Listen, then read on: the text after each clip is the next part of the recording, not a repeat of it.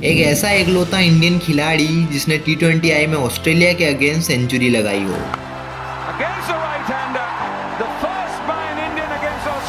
जिसका T20I average Indian team के लिए 4th हाईएस्ट एवरेज हो और जिसने रणजी ट्रॉफी के एक ओवर में 7 सिक्सेस लगाए हो, लेकिन फिर भी उसे इंडियन टीम में जगह तक नहीं मिल पा रही है। मैं बात कर रहा हूँ ऋतुराज गायकवाड़ के बारे में। आखिर क्यों ऋतुराज की इतनी अच्छी परफॉर्मेंस के बाद भी उन्हें इग्नोर किया जाता है? क्या वो एक अनलकी प्लेयर हैं या फिर उनके साथ कुछ गलत हो रहा है? Let's find the real truth in this video.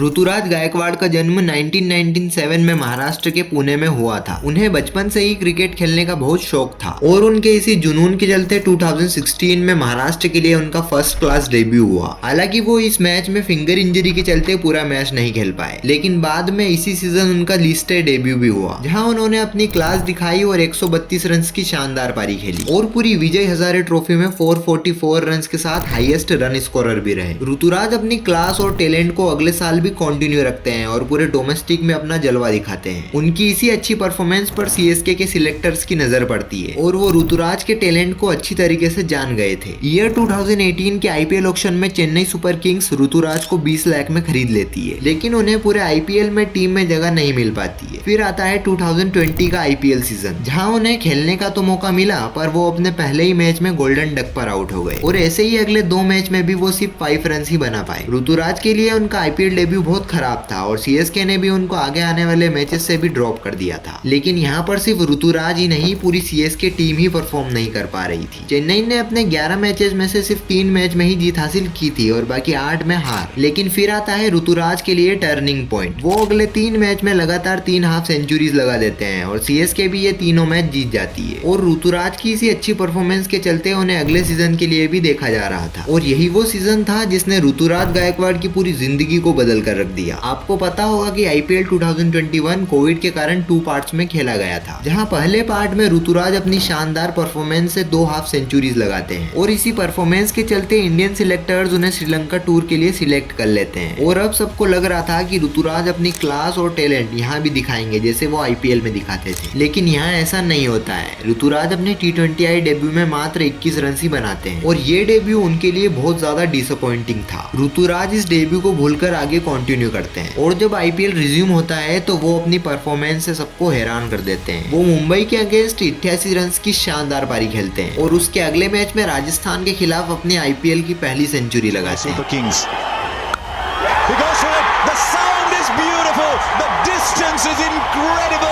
Ruturaj Gaikwad gets the 6, gets the 100 is a cherry on top. और ऋतुराज की इस क्लास के चलते सीएसके आईपीएल चैंपियंस भी बनती है और वो 635 रन के साथ न सिर्फ सीएसके के लिए बल्कि पूरे आईपीएल में हाईएस्ट रन गेटर रहते हैं और ऑरेंज कैप भी उन्हीं को मिलती है। लेकिन ऋतुराज की इतनी अच्छी परफॉर्मेंस के बाद भी उन्हें इंडियन टीम में जगह नहीं मिल पा रही थी और शायद इसी के चलते नेक्स्ट आईपीएल सीजन में उनकी परफॉर्मेंस इतनी कुछ खास नहीं रहती है। वो 14 मैच में सिर्फ 368 रन ही बना पाए थे, लेकिन फिर भी वो सीएसके के लिए हाईएस्ट रन स्कोरर थे और इसी तरह डोमेस्टिक में भी ऋतुराज अपनी क्लास और परफॉर्मेंस को कंटिन्यू रखते हैं। 2022 की विजय हजारे ट्रॉफी में यूपी के अगेंस्ट ऋतुराज ऐसे पहले खिलाड़ी बनते हैं जिसने एक ओवर में 7 सिक्सेस लगाए हों। हालांकि उस ओवर में एक नो बॉल भी थी और उस पर भी ऋतुराज ने छक्का मार दिया था। इसके बाद आता है आईपीएल 2023, जहां भी ऋतुराज गायकवाड़ अपनी प्राइम फॉर्म में थे। उन्होंने पूरे आईपीएल के 16 मैचेस में 590 रन मारे और सीएसके को भी 5th ट्रॉफी जितवाने में बहुत कंट्रीब्यूट करा। इसके बाद 2023 के एशियन गेम में ऋतुराज गायकवाड़ को टीम इंडिया का कैप्टन बनाया गया और उन्होंने इस जिम्मेदारी को सही से निभाया और इंडिया को गोल्ड मेडल भी जितवाया। ऋतुराज की इस मेहनत का फल उन्हें जल्द ही मिला और ऑस्ट्रेलिया T20I सीरीज के लिए उनको सिलेक्ट कर लिया गया और ऋतुराज के लिए एक अच्छी अपॉर्चुनिटी थी अपने टैलेंट को दिखाने की, लेकिन फर्स्ट मैच में वो अनलकी रहे और बिना कोई बॉल खेले ही रन आउट हो गए। लेकिन अगले मैच में जब उन्हें बैटिंग करने का मौका मिला तो उन्होंने शानदार 50 रन की पारी खेली और इसके बाद 3rd T20I में उन्होंने अपने T20I करियर की फर्स्ट सेंचुरी मारी और इसी के साथ वो पहले ऐसे इंडियन बैट्समैन बने जिन्होंने T20I में ऑस्ट्रेलिया के अगेंस्ट सेंचुरी लगाई। उनकी यही एबिलिटी उनको साउथ अफ्रीका सीरीज के लिए भी सिलेक्ट करवाती है, पर वो वहाँ अपने बल्ले से कुछ खास कर नहीं पाते हैं और 2 मैच में सिर्फ 9 रन ही बना पाते हैं। फिर आता है आईपीएल 2024 और यहाँ पर उनकी रिस्पॉन्सिबिलिटीज और ज्यादा बढ़ने वाली थी, क्योंकि चेन्नई के कैप्टन महेंद्र सिंह धोनी ने उनकी कैप्टनसी छोड़कर ऋतुराज को सीएसके की कैप्टनसी दे दी थी और ऋतुराज अपनी कैप्टनसी की जिम्मेदारी को बखूबी निभाते भी हैं। हालांकि चेन्नई प्लेऑफ के लिए तो क्वालिफाई नहीं होती है, पर उन्हें उनका कैप्टन मिल गया था जो सीएसके को लीड कर सकता था। और इस season Ruturaj second most run scorer भी रहते हैं। लेकिन इतनी अच्छी कैप्टनसी और परफॉर्मेंस के बाद भी उन्हें टी20 वर्ल्ड कप के लिए सिलेक्ट भी नहीं किया जाता। फिर वर्ल्ड कप खत्म होने के बाद उन्हें जिम्बाब्वे टी20 सीरीज के लिए सिलेक्ट कर लिया जाता है और ऋतुराज वहां भी अपनी परफॉर्मेंस को जारी रखते हैं। लेकिन उन्हें इस बात की भनक भी नहीं थी कि उनके करियर में अब कितना बड़ा सेटबैक आने वाला है। श्रीलंका से टी20 सीरीज के लिए उनको सिलेक्ट नहीं किया जाता है और उनकी जगह न्यू प्लेयर्स को मौका दिया जाता है। लेकिन इसके बाद श्रीलंका से ओडीआई सीरीज के लिए भी उनको ड्रॉप कर दिया जाता है और यहाँ से ऋतुराज को कंटिन्यूसली हर फॉर्मेट में ड्रॉप किया जाता है। बांग्लादेश से टी20 और टेस्ट सीरीज के लिए भी उनको सिलेक्ट नहीं किया जाता है और अब तो उनको न्यूजीलैंड से टेस्ट सीरीज के लिए भी ड्रॉप कर दिया गया है। आखिर ऐसा क्यों हो रहा है? ऋतुराज की इतनी अच्छी परफॉर्मेंस के बाद भी उनको सिलेक्ट क्यों नहीं किया जाता? और शॉकिंग बात तो ये है कि बॉर्डर गावस्कर ट्रॉफी में उनकी जगह अभिमन्यु ईश्वरन को सिलेक्ट कर लिया गया है। हालांकि अभिमन्यु ईश्वरन भी बहुत अच्छे प्लेयर हैं, लेकिन ऋतुराज को एक मौका तो देना चाहिए था। ऋतुराज के लिए शायद ये सब बहुत ज्यादा डिसअपॉइंटिंग हो, क्योंकि उनको जितने भी गिने चुने मौके दिए गए हैं ऋतुराज ने उनमें बहुत ज्यादा अच्छा परफॉर्मेंस किया है, लेकिन फिर भी उनके साथ फेयर गेम नहीं हो रहा है। आपको क्या लगता है,